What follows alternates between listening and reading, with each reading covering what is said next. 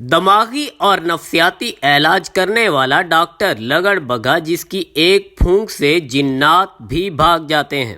کیا آپ نے کبھی سنا کوئی جانور بھی ڈاکٹر ہو سکتا ہے؟ اگر نہیں تو جان لیں ایسا ممکن ہے۔ دنیا کا ایک ملک ایسا بھی ہے جہاں کے رہائشی انسانوں سے زیادہ جانور سے علاج کروانا پسند کرتے ہیں۔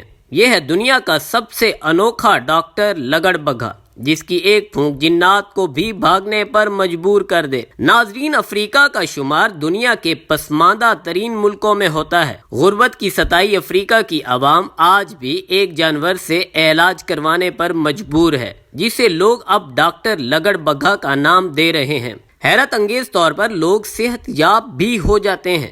دیسی اور روایتی ٹوٹکوں سے علاج صدیوں پرانی روایات میں سے ایک ہے، تاہم میڈیکل سائنس نے اب ان روایات کو محدود کر دیا ہے۔ لیکن افریقہ کے شہر موغادیشو کے رہائشی اب بھی علاج کے روایتی اور عجیب طریقوں پر ہی یقین رکھتے ہیں۔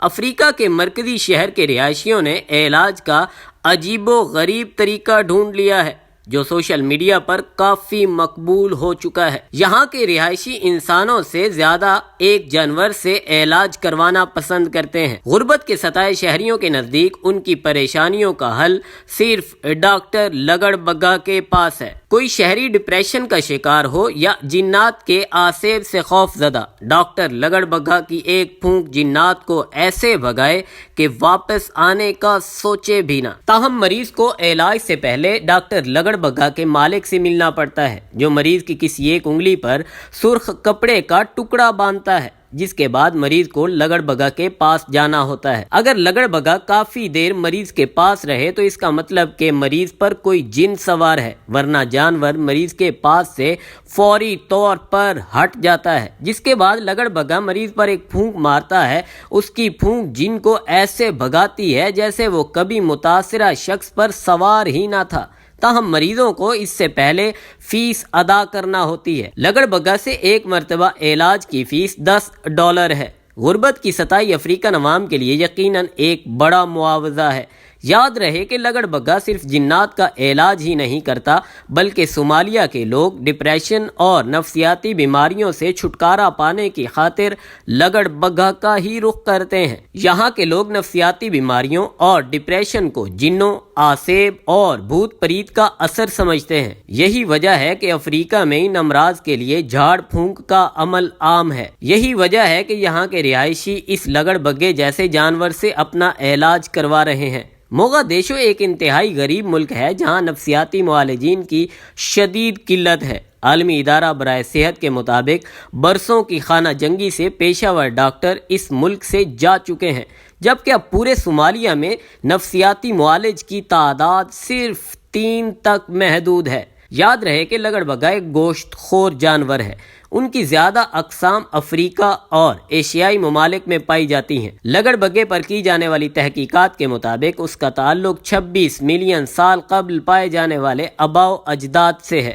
کہا جاتا ہے کہ اس کی ایک قسم 22 ملین سال پہلے یورشیا میں پائی جاتی ہے۔ اس کی نسل مضبوط جبڑوں، پھرتیلی ٹانگوں اور نکیلے دانتوں کے حامل پھلتی پھولتی چلی گئی۔ 1.5 کروڑ سال قبل کتے سے ملتے جلتے لگڑ بگھے بہت بڑھ گئے جن کی 30 انواع شناخت کر لی گئی ہیں۔ تاہم آج کے جدید دور کے لگڑ بگھوں کی طرح یہ ہڈیاں نہیں کھاتے، لیکن یہ بہت چست اور چالاک اور بھیڑیے کی طرح کے جانور ہیں۔ 70 سال قبل یہ کتے نما لگڑ بگھے شمالی امریکہ سے یورشیا کی طرف ہجرت کر گئے، تاہم ان کی اکثر اقسام اب ناپید ہو چکی ہیں۔ موغادیشو کے لوگ اس جانور سے علاج کروانے پر مجبور ہیں۔ تاہم صومالیہ میں ترک ہسپتال کے ڈاکٹروں نے کہا ہے کہ لگڑ بگھا سے علاج کا کوئی سائنسی ثبوت موجود نہیں ہے اور نہ ہی اس سے کوئی فائدہ ہو سکتا ہے۔ نفسیاتی معالج نے صومالی باشندوں سے کہا ہے کہ وہ کسی بھی طرح اپنی بیماری کے لیے لگڑ بگھا کے پاس نہ جائیں۔ تاہم صومالیہ میں بڑھتے ہوئے مریضوں کا اصرار ہے کہ ان کے پاس کوئی اور راستہ موجود نہیں ہے، اسی وجہ سے وہ اپنا علاج ایک جانور سے کروانے پر مجبور ہیں۔ لیکن کیا لگڑ بگھا سے علاج فائدہ مند ہے بھی یا نہیں، اس کا عملی ثبوت ایک عمر رسیدہ خاتون نے دیا۔ خاتون کے مطابق اس کی 13 سالہ بچی بہت بیمار تھی، ہر جگہ رقم خرچ کرنے کے باوجود اسے کوئی آرام نہ آیا، لیکن اس کی بچی لگڑ بگا کے علاج کے بعد بالکل تندرست ہو چکی ہے۔ یہ جانور انسان پر حملہ آور بھی ہو سکتا ہے، لیکن اس کے مالک کے مطابق گزشتہ 4 برسوں سے کوئی بھی مریض زخمی نہیں ہوا۔ دور دور سے سادہ لوہ لوگ اپنے اپنے علاج کے لیے لگڑ بگے کے پاس آ رہے ہیں، جہاں انہیں کئی گھنٹوں تک اپنی باری کا انتظار کرنا پڑتا ہے، لیکن ایسا صرف یہاں کے باسیوں کے ہاں ہوتا ہے۔